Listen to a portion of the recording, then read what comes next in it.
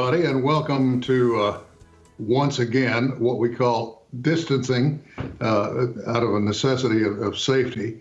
It's good to have you with us on this edition of Perspectives. Today, our guest is a first-timer, actually, so we're going to break him in gently, if you don't mind. Bryan Frazier, who is the Superintendent of Claremore Public Schools. Mr. Frazier, welcome. Thank you very much. I appreciate you having me on. It's an honor. I got to tell you, well, the honor's ours. I have to tell you, I haven't met an administrator, school administrator, or a teacher or support personnel anywhere who could say that when they first started their role in education, thought they'd ever be through anything like this. I'm assuming you're the same way. I would be the exact same way. Yes, sir.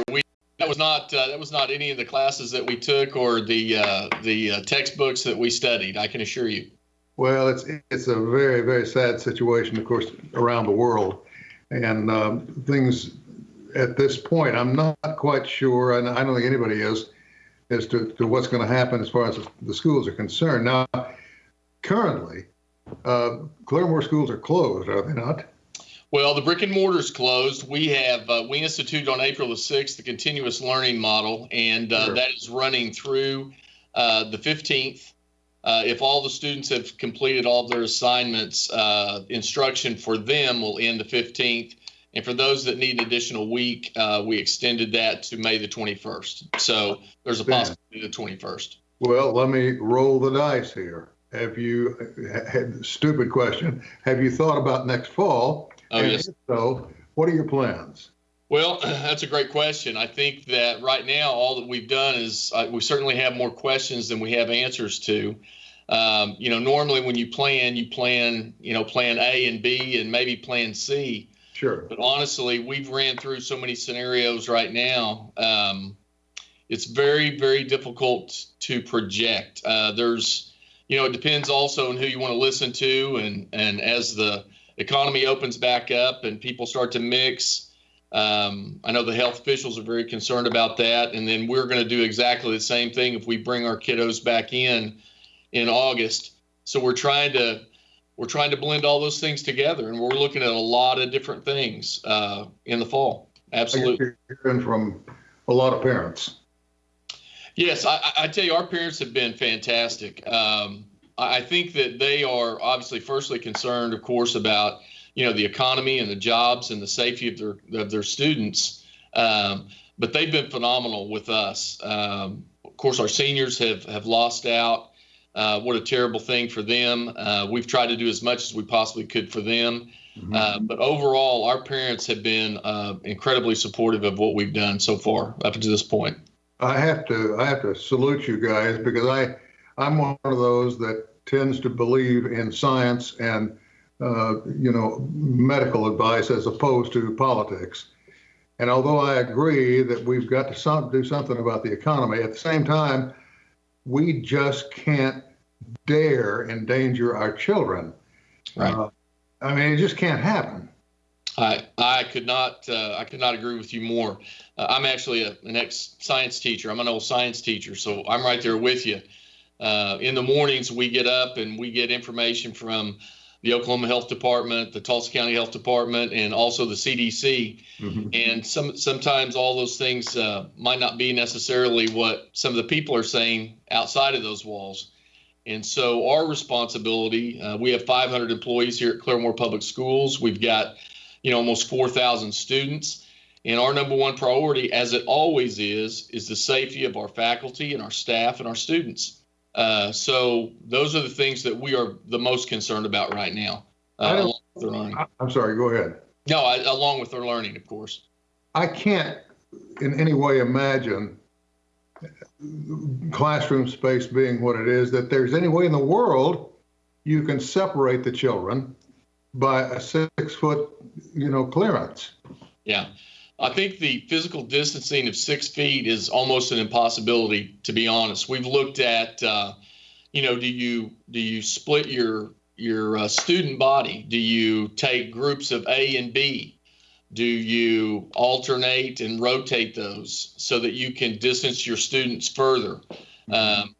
Do you look at another model would be to come into the physical buildings for a certain period of time and then go home for a certain period of time, not to allow the virus to incubate and to spread further. So again, we're looking at multiple models of what is best health-wise for our students and for our parents. Well, I gave you my word before we started this. I would not drag you into politics. I intend to honor that. However, I didn't say I would steer clear of it. I'm going to get into one area here because it just so unnerved me. There's a senator out of Louisiana whose name is Bill Cassidy, issued a statement today that, I mean, it's almost like a horror story, if you will. He said, children, and this is a direct quote, children are at low risk for, the virus and for carrying the disease. And I thought, wait a minute, who's he listening to? Right.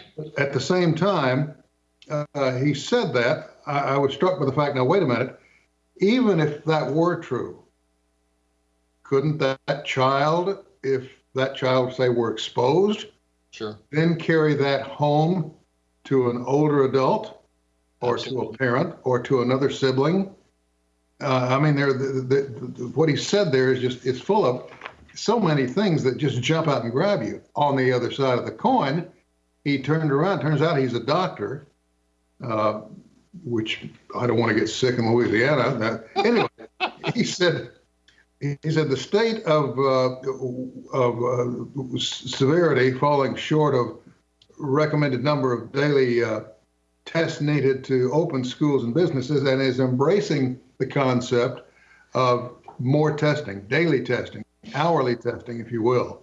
So I can't rectify the two statements. Right. On the one hand, he said, get them in school. They're not in any danger. Everything's going to be fine. On the other hand, he says, we've got to have more testing. Right. Now, I know with your science background, certainly you must believe that we've got to have more testing. Absolutely. We've got to have more data. Absolutely. It seems like the data that's coming in now indicates we have a second wave or a second threat, if you will, for youngsters, and that's coming out of New York. Right. And I heard just moments ago, there's a possibility one of those cases has reared its head in California. Oh, wow. We're not out of this by a long shot. No, it's still early. It feels like we've been doing this for 6 months, but we've only been doing it about 6 weeks. So it's just because it feels that way doesn't mean this is how long it's been. So Are you married? I am. Yes, sir. Yeah. You and the wife getting along okay? It's funny. I actually, I've sent everybody home here, but I've come in every day. I've been at the office every day. Of course, there's nobody else here but me. So there you go. That's cheating, Yeah. But she's probably glad to get you out of the house. I know my wife is. Oh, well, first of all, I want to thank you for taking time to visit with us. I can't overemphasize the power of knowledge, and I can't overemphasize the fact that with knowledge becomes power. Right. And we have got to have information on a regular basis from folks like yourself who deal with the children firsthand, who have a responsibility to the children and to the parents as well, and yet to the school district. So I don't envy you your position.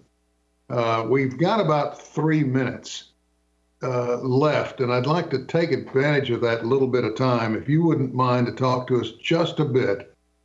If you could talk to the parents right now, individually, because sometimes children, bless their hearts, they don't quite understand the threat that's out there, but a parent will. Right. How can you best reassure them? Well, I think my message would be, as normally when we deal with our parents, we know that the child that you send to us every single day is the most prized possession that you have. And so the decisions that we're going to make are going to be scientifically based. They're going to be conservative in nature, and the safety and well-being of your student, our students, your child, are really the number one concern. And so when we look at decisions and having to make these difficult decisions of what maybe the calendar looks like, or when do we bring students back, or when we have our first COVID, in the fall, what are we going to do? We're going to try to base that on science and knowledge that has been received, and not just from the newspapers or what somebody maybe is telling us. So we take that very seriously. Oh, I don't think there's any doubt about that. The last thing I want to touch base with you is to give you the opportunity to talk to the students. Some of these youngsters are pretty darn bright, and some of them understand and embrace the threat that's out there. In fact, I saw one youngster this morning, couldn't have been over 10 years old, with a mask. Right. And like, bless your heart.